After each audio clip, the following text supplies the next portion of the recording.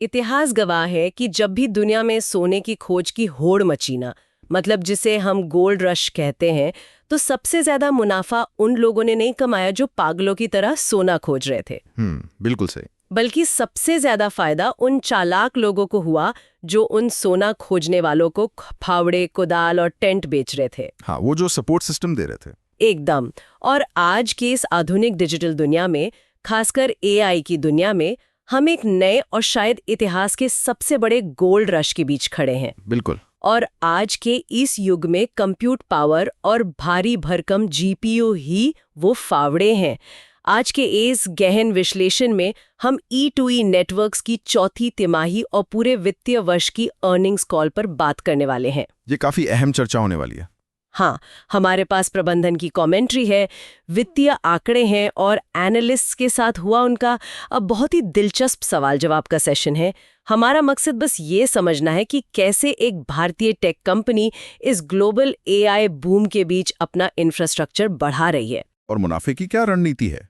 देखिए, इस पूरी चर्चा को अगर हम थोड़े बड़े नजरिए से देखें ना, तो अर्निंग्स कॉल में मैनेजमेंट का एक बयान मुझे बहुत गहरा लगा। अच्छा, कौन सा बयान? उन्होंने साफ तौर पर कहा कि आज की तकनीक की दुनिया ना स्पष्ट रूप से दो हिस्सों में बंट गई है, हैव्स और हैव नॉट्स। मतलब जिनके पास है और जिनके पास नहीं है। जी, यानी एक तरफ वो चंद कंपनियां हैं जिनके पास एआई के भारी भरकम मॉडल चलाने की क्षमता और जीपीयू इंफ्रास्ट्रक्चर मौजूद है, और दूसरी तरफ वो विशाल समूह है जो जिनके पास ये सब नहीं है। हाँ, आज हर तरफ जीपीयू की भारी कमी है, कैपेसिटी तो खत्म ही हो रही है। बिल्कुल, सप्लाई चेन पर इतना दबाव है, और ऐसे माहौल में ना E2E नेटवर्क्स ने बहुत ही आक्रामक तरीके से खुद को हैव्स की श्रेणी में लाकर खड़ा कर दिया है। हाँ, ये अब सिर्फ एक आम क्लाउड स्टोरेज कंपनी नहीं रह गई है। एकदम सही कह रही हैं आप। ये डिजिटल दुनिया की सबसे कीमती संपत्ति पर अपना नियंत्रण मजबूत करने की रणनीति है। यही बात इस पूरे विषय को इतना रोमांचक बनाती है। लेकिन कागजों पर तो ये सब बहुत शानदार लगता है। असली कहानी तो वित्तीय आंकड़ों में होती है ना। हाँ, नंबर्स कभी झूठ नहीं बोलते। बिल्कुल। और उनके चौथी तिमाही के आंकड़े देखिए, कोई भी हैरान रह जाएगा। रेवेन्यू 956 मिलियन रहा, मतलब पिछले साल की इसी तिमाही के मुकाबले 186% ज्यादा। और तिमाही दर तिमाही भी देखें तो ये 37% की बढ़त है। बहुत बड़ी जंप है ये। हाँ, और उनका एबिटिडा देखिए, यानी टैक्स और डेप्रिसिएशन कटने से पहले की जो कोर कमाई होती है, वो सीधा 60.7% तक उछल गई। क्या बात है। और तो और प्रॉफिट बिफोर टैक्स 86 मिलियन के साथ पॉजिटिव हो गया, जबकि ठीक पिछली तिमाही में उन्हें 75 मिलियन का नुकसान हुआ था। मतलब चौथी तिमाही में तो कंपनी ने कोई चमत्कार ही कर दिया है। ये आंकड़े वाकई में कंपनी की तेज ग्रोथ की कहानी कहते हैं। यहाँ पे ना हमें ऑपरेटिंग लेवरेज का असर साफ दिख रहा है। ऑपरेटिंग लेवरेज थोड़ा आसान भाषा में समझाएंगे? हाँ बिल्कुल, मतलब ये है कि जब आपका बुनियादी ढांचा एक बार खड़ा हो जाता है ना, तो उसके बाद आने वाले हर नए ग्राहक से जो कमाई होती है वो सीधे आपके मुनाफे में जुड़ती है। अच्छा, क्योंकि आपकी लागत तो उतनी तेजी से बढ़ नहीं रही है। एकदम सही। उन्होंने अपनी मौजूद क्षमता का जबरदस्त इस्तेमाल किया है, जिसका असर मार्जिन में इस शानदार उछाल के रूप में दिखा। लेकिन यहाँ ना मुझे एक बहुत बड़ा विरोधाभास दिख रहा है। एक प्रॉफिटेबिलिटी पैराडॉक्स है जिसे सुलझाना बहुत जरूरी है। अच्छा, क्या है वो? मैं ये सोच रही थी कि अगर चौथी तिमाही इतनी ही शानदार रही और पूरे साल का ऑपरेशनल मुनाफा 1263 मिलियन था, जिसमें 30% से ज्यादा की वृद्धि हुई, तो फिर कंपनी ने पूरे साल के लिए 156 मिलियन का नेट लॉस क्यों रिपोर्ट किया? PAT loss. हाँ, मतलब एक तरफ तो मार्जिन 60% से ऊपर है और दूसरी तरफ टैक्स चुकाने के बाद 156 मिलियन का शुद्ध घाटा। ये गणित मुझे हजम नहीं हो रहा। इतना पैसा आ रहा है तो घाटा कहाँ से हो गया? ये बहुत ही वाजिब सवाल है, और आपको बता दूं, अर्निंग्स कॉल के दौरान विश्लेषकों ने भी इसी बात पर सबसे ज्यादा जोर दिया था। सीएफओ ने इस गुत्थी को बहुत पारदर्शी तरीके से सुलझाया। तो क्या वजह बताई उन्होंने? देखिए, जब हम इस तरह के हेवी टेक बिजनेस को देखते हैं ना, तो हमें कैश फ्लो यानी हाथ में आने वाली नकदी और अकाउंटिंग प्रॉफिट के बीच का अंतर समझना होता है। E2E नेटवर्क्स का जो कोर बिजनेस है वो पूरी तरह से कैश पॉजिटिव है। मतलब ऑपरेशन के स्तर पर उनके पास पैसा आ रहा है। हाँ, तो फिर ये 156 मिलियन का नुकसान कहां से आया? इसका सीधा सा जवाब है डिप्रिसिएशन, यानी मूल्यह्रास। अच्छा, डेप्रिसिएशन। क्या इसका मतलब ये है कि जो महंगी मशीनें उन्होंने खरीदी हैं, उनकी कीमत में जो गिरावट अकाउंट्स की किताबों में दिखाई जाती है, ये घाटा सिर्फ उसकी वजह से है? एकदम सही पकड़ा आपने। कंपनी ने जीपीयू इंफ्रास्ट्रक्चर में बहुत भारी निवेश किया है, जिसे हम कैपेक्स कहते हैं। सिर्फ चौथी तिमाही में ही उनका डिप्रिसिएशन 513 मिलियन का था। बाप रे, 513 मिलियन, ये तो बहुत बड़ी रकम है। हाँ, company in high and GPUs को अपनी किताबों में 6 साल की अवधि में डेप्रिसिएट कर रही है। एआई इंफ्रास्ट्रक्चर बनाने के लिए ना शुरुआत में ही भारी पूंजी लगानी पड़ती है। मशीनें आज खरीदी गई, पैसा आज ब्लॉक हो गया। हाँ, लेकिन अकाउंटिंग नियमों के हिसाब से उनका खर्च अगले 6 सालों तक हर तिमाही कटता रहेगा। बिल्कुल। और जैसे जैसे इन नई मशीनों का यूटिलाइजेशन बढ़ेगा और उनसे आने वाला रेवेन्यू इस अकाउंटिंग खर्च को पार कर जाएगा, तब कागजों पर भी बड़ा नेट प्रॉफिट दिखने लगेगा। मतलब ये शुद्ध नुकसान किसी खराब बिजनेस मॉडल का नतीजा नहीं है? नहीं, बिल्कुल नहीं। ये भविष्य के लिए किए गए एक बहुत बड़े निवेश का सिर्फ एक अकाउंटिंग इफेक्ट है। ये थ्योरी में तो सुनने में अच्छा लगता है, लेकिन मुझे इसमें एक बहुत बड़ा जोखिम नजर आ रहा है। कैसा जोखिम? मान लीजिए कल एआई की मांग अचानक से गिर गई या कोई नई तकनीक आ गई, तो ये करोड़ों की महंगी मशीनें तो कबाड़ हो जाएंगी ना, और तब ये जो कागजी घाटा है वो असल घाटे में बदल जाएगा। आपका ये डर स्वाभाविक है, लेकिन मैनेजमेंट का नजरिया ना इससे काफी अलग है। वो इन मशीनों को केवल एक पासिंग ट्रेंड के रूप में नहीं देख रहे हैं। तो फिर वो इसे कैसे देख रहे हैं? एआई मॉडल्स को ट्रेन करने के लिए जिस तरह की कंप्यूट पावर चाहिए ना, उसकी मांग बुनियादी रूप से बदल रही है। ये कोई सॉफ्टवेयर अपडेट नहीं है, ये एक इंडस्ट्रियल रेवोल्यूशन जैसा बदलाव है। एक बुनियादी बदलाव। और जहां तक मशीनों के कबाड़ होने का सवाल है, हाई एंड जीपीयू जैसे कि एनवीडिया की चिप्स, उनका जीवन काल और प्रासंगिकता आसानी से 6 से 7 साल तक बनी रहती है। अच्छा, तो कंपनी इस डेप्रिसिएशन को एक सोचे समझे जोखिम के रूप में ले रही है? बिल्कुल। अगर कंपनी इतना भारी निवेश कर रही है कि डेप्रिसिएशन ही मुनाफे को ढक दे रहा है, तो सवाल उठता है कि ये पैसे जा कहाँ रहे हैं? क्या खरीद रहे वो इतना महंगा? बहुत कुछ खरीद रहे हैं। हाँ, मैंने स्रोत में पढ़ा कि E2E नेटवर्क्स मई के मध्य तक 1024 NVIDIA B200 GPU का एक बहुत बड़ा क्लस्टर लाइव करने वाली है। और बात यही नहीं रुकती। हाँ, अगले कुछ महीनों में 1024 का एक और क्लस्टर कतार में है। और मैनेजमेंट ने तो ये भी बताया कि वो भविष्य के लिए B300, G300 और V रूबिन आर्किटेक्चर की भी तैयारी कर रहे हैं। ये जो स्केल है ना, इसे समझना बहुत जरूरी है। 1024 B200 GPU का एक क्लस्टर होना कोई छोटी मोटी बात नहीं है। ये चिप्स इतनी खास क्यों हैं? ये चिप्स पिछली पीढ़ियों के मुकाबले ना प्रोसेसिंग पावर और दक्षता में कई गुना आगे हैं। ये विशेष रूप से जनरेटिव एआई और लार्ज लैंग्वेज मॉडल्स को बहुत तेजी से प्रोसेस करने के लिए बनाए गए हैं। तो मतलब ये क्षमता उन्हें दुनिया की कुछ चुनिंदा कंपनियों की कतार में खड़ा कर देती है। जी, लेकिन ये विस्तार भारी पूंजी मांगता है।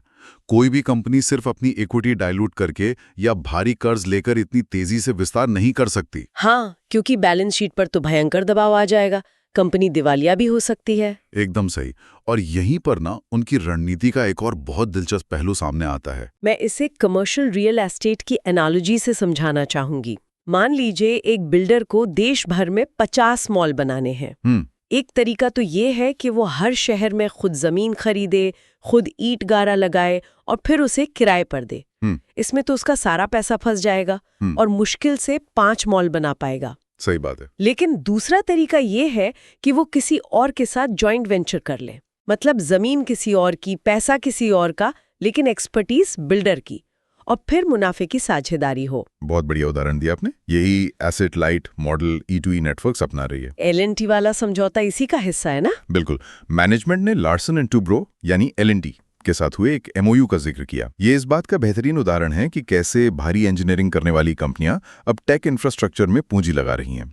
तो इसमें L&T और E2E का क्या रोल है? L&T जो GPU इंफ्रास्ट्रक्चर और डेटा सेंटर बना रही है ना, E2E नेटवर्क्स उसे अपने सॉफ्टवेयर प्लेटफॉर्म और क्लाइंट नेटवर्क के जरिए मोनेटाइज करने में मदद करेगी। अच्छा, मतलब मशीनें L&T की हो सकती हैं, लेकिन ग्राहक तक उन्हें पहुंचाने और बिलिंग करने का काम E2E का होगा। जी, और सबसे अहम बात, प्रबंधन ने साफ किया कि ये कोई एक्सक्लूसिव साझेदारी नहीं है। वो भविष्य में ऐसे और भी कई प्राइवेट ट्रेड एसेट्स मॉडल्स तलाश रहे हैं। ये कदम तो उनकी बैलेंस शीट को कर्ज के जाल में फंसने से बचा लेगा।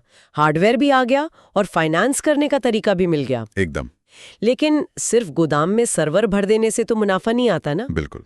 असली चुनौती ये है कि इस कंप्यूट पावर को बेचा कैसे जाए। एनालिस्ट ने भी पूछा था कि इन मशीनों से असल में पैसा कैसे निकाला जा रहा है। इस अर्निंग्स कॉल का सबसे ज्ञानवर्धक हिस्सा यहीं आता है। कंपनी के एमडी ने ना एक बहुत ही दिलचस्प तकनीकी अवधारणा पर बात की, जिसे टोकन्स कहा जाता है। टोकन्स, ये क्या होता है? एआई की दुनिया में जब कोई मॉडल जानकारी प्रोसेस करता है, चाहे वो कोई टेक्स्ट हो, आवाज हो या डेटा हो, वो उसे छोटे छोटे हिस्सों में बांट देता है। इन्हें टोकन कहते हैं। ओके। मैनेजमेंट का विजन ये है कि भविष्य में दुनिया की हर व्यावसायिक जानकारी टोकन में बदल जाएगी। लेकिन यहाँ एक बहुत बड़ा पेंच है। सभी टोकन्स की व्यावसायिक कीमत एक जैसी नहीं होती। रुकिए, एक मशीन के लिए तो डेटा बस डेटा है ना। सिलिकॉन चिप को क्या फर्क पड़ता है कि वो क्या प्रोसेस कर रही है? तो ये टोकन अलग अलग कीमत के कैसे हो सकते हैं? तकनीकी नजरिए से चिप के लिए डेटा समान हो सकता है, लेकिन जिस व्यवसाय के लिए काम हो रहा है ना, उसके लिए बिल्कुल नहीं। इसे एक उदाहरण से समझते हैं। हाँ, बताइए। अगर कोई कंपनी कस्टमर सपोर्ट के लिए एक साधारण चैटबॉट चला रही है जो सिर्फ ये बता रहा है कि स्टोर कितने बजे खुलता है, तो वो मॉडल लो वैल्यू टोकन्स पैदा कर रहा है। उसकी कोई खास आर्थिक अहमियत नहीं है। हाँ, समझ गए। और हाई वैल्यू टोकन क्या होते हैं? मान लीजिए कोई बड़ी फार्मास्यूटिकल कंपनी नई दवा की खोज के लिए करोड़ों मॉलिक्यूल्स का डेटा एनालाइज कर रही है, या कोई बड़ा बैंक हाई फ्रीक्वेंसी ट्रेडिंग का डेटा मिली सेकेंड्स में स्कैन कर रहा है। ओहो, ये तो बहुत क्रिटिकल काम है। बिल्कुल, ये हाई वैल्यू टोकन है। ये वो टोकन हैं जो सीधे तौर पर कंपनी का भारी पैसा बचा रहे हैं या करोड़ों का मुनाफा कमा रहे हैं। अब बात समझ में आ रही है। तो E2E नेटवर्क्स का लक्ष्य ये है कि वो ऐसे ग्राहकों को आकर्षित करें जो इन हाई वैल्यू टोकन्स पर काम कर रहे हैं। हाँ, क्योंकि वहां मुनाफे की गुंजाइश ज्यादा है। जो ग्राहक हाई वैल्यू टोकन जनरेट कर रहा है ना, वो इस बात पर बहुत मोलभाव नहीं करेगा कि E2E उसे प्रति घंटे जीपीयू का क्या रेट दे रही है। सही बात है। अगर कोई AI मॉडल किसी फार्मा कंपनी के रिसर्च में महीनों का समय बचाकर करोड़ों का फायदा करवा रहा है, तो उन्हें थोड़ा ज्यादा किराए से क्या ही फर्क पड़ेगा? एकदम से। उन्हें सिर्फ अपने समाधान यानी रिटर्न ऑन इन्वेस्टमेंट और सिस्टम की रिलायबिलिटी से मतलब होता है। E2E खुद को प्राइस वॉर से निकालकर फुल स्टैक समाधान देने वाली कंपनी बना रही है। ये रणनीति बिजनेस को एक अलग ही स्तर पर ले जाती है। इंफ्रास्ट्रक्चर और वैल्यू निकालने के तरीके तो हमने समझ लिए, लेकिन ना, जब मैनेजमेंट विश्लेषकों के सवालों का सामना कर रहा था तो एक अजीब सा तनाव महसूस हो रहा था मुझे। हाँ, कॉल के दौरान वो तनाव काफी साफ दिख रहा था। विश्लेषक बार बार भविष्य के मंथली रन रेट और रेवेन्यू गाइडेंस के पक्के आंकड़े मांग रहे थे। वो अपनी एक्सेल शीट्स भरने के लिए पूछ रहे थे कि अगले साल आपका रेवेन्यू कितना आएगा। और मैनेजमेंट ने कोई भी पक्का नंबर देने से साफ इनकार कर दिया। ऐसा क्यों होता है कि शेयर बाजार हमेशा पक्के नंबर मांगता है और टेक कंपनियां देने से कतराती हैं? ये पारंपरिक फाइनेंशियल दुनिया और तेज गति से बदलने वाले टेक सेक्टर का क्लासिक टकराव है। एनालिस्ट्स का काम है भविष्य के कैश फ्लो का अनुमान लगाना ताकि वो शेयर की कीमत तय कर सकें। तो उन्हें तो नंबर चाहिए ही होंगे। बिल्कुल, लेकिन मैनेजमेंट ने बाजार की हकीकत सामने रखी। एआई और जीपीयू का बाजार इस वक्त इतनी तेजी से महीनों में नहीं बल्कि हफ्ते दर हफ्ते बदल रहा है। मतलब आज कोई पक्की भविष्यवाणी करना बेमानी है। हाँ, उनका तर्क था कि अगर वो आज कोई छोटा लक्ष्य तय कर लें तो वो पूरी कंपनी को उसी सीमित लक्ष्य तक बांध देंगे। उनका फोकस किसी की एक्सेल शीट खुश करने पर नहीं बल्कि बाजार की पूरी क्षमता भुनाने पर है। एकदम। जब बाजार अप्रत्याशित रूप से बढ़ने की क्षमता रखता हो तो कोई रूढ़िवादी आंकड़ा देना बेवकूफी ही होगी। इसी सेशन में ना कुछ ठोस ऑपरेशनल और भौगोलिक आंकड़े भी सामने आए। मैंने देखा कि मार्च में कंपनी का कुल यूटिलाइजेशन, जिसमें CPU, GPU और स्टोरेज सब शामिल है, लगभग 80% के आसपास था। ये एक बेहद मजबूत नंबर है। इसका मतलब है कि उनकी मशीनें खाली नहीं बैठी हैं। हाँ, और चौथी तिमाही में उनका 35 से 37% रेवेन्यू अंतर्राष्ट्रीय ग्राहकों से आया। लेकिन यहाँ एक दिलचस्प पहलू है। अक्सर बाजार में ये अफवाह रहती है कि भारतीय टेक इंफ्रा कंपनियों का सारा बिजनेस सिर्फ सरकार के इंडिया AI मिशन पर टिका है। हाँ, इस कॉल में उस भ्रम को भी पूरी तरह दूर कर दिया गया।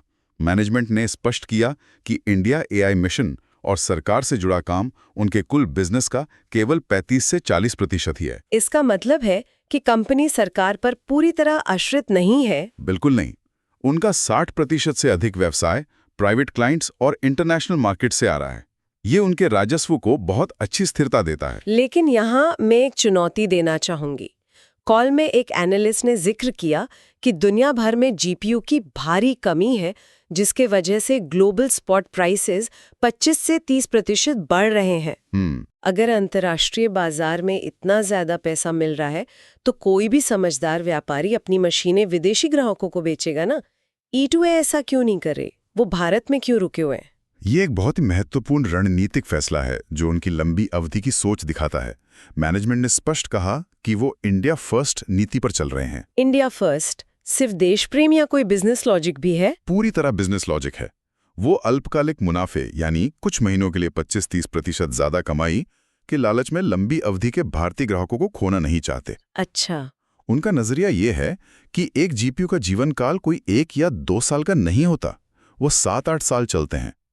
वो ऐसे भारतीय स्टार्टअप्स के साथ काम करना चाहते हैं जो सस्टेनेबल हों और सालों तक उनके प्लेटफॉर्म पर टिके रहें। समझ गई। मतलब अगर आज वो किसी भारतीय क्लाइंट को मना कर दें क्योंकि बाहर पैसा ज्यादा है, तो कल जब ग्लोबल बाजार स्थिर होगा तो उनके पास कोई वफादार ग्राहक नहीं बचेगा। एकदम सटीक। इसलिए इंडिया फर्स्ट उनके लिए एक बेहद ठंडी और सोची समझी बिजनेस स्ट्रैटेजी है। क्या बात है।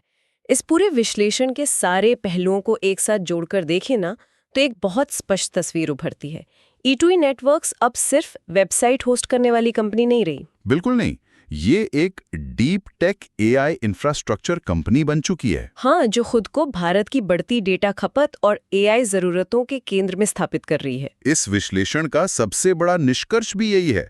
जब हम AI क्रांति की बात करते हैं ना, तो हमारा ध्यान सिर्फ सॉफ्टवेयर्स या एप्स पर जाता है, ChatGPT जैसी चीजों पर। हाँ, लेकिन इस डिजिटल इकोनॉमी में असली ताकत सिर्फ सॉफ्टवेयर बनाने वालों के पास नहीं है।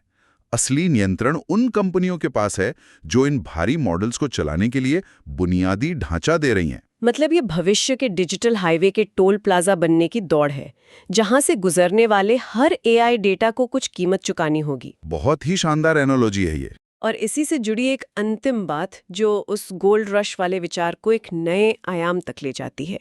मैनेजमेंट का ये विश्वास कि भारत दुनिया की AI फैक्ट्री बन सकता है और हर जानकारी का टोकन में बदल जाना, ये मुझे बहुत सोचने पर मजबूर कर रहा है। हाँ, ये बहुत ही गहरी सोच है। सोचने वाली बात है कि जिस तरह से आज कमोडिटी बाजारों में कच्चे तेल या सोने की ट्रेडिंग होती है, क्या आने वाले समय में इन AI टोकन्स की भी वैसी ही ट्रेडिंग होगी? ये तो पूरी आर्थिक तस्वीर ही बदल सकता है। बिल्कुल।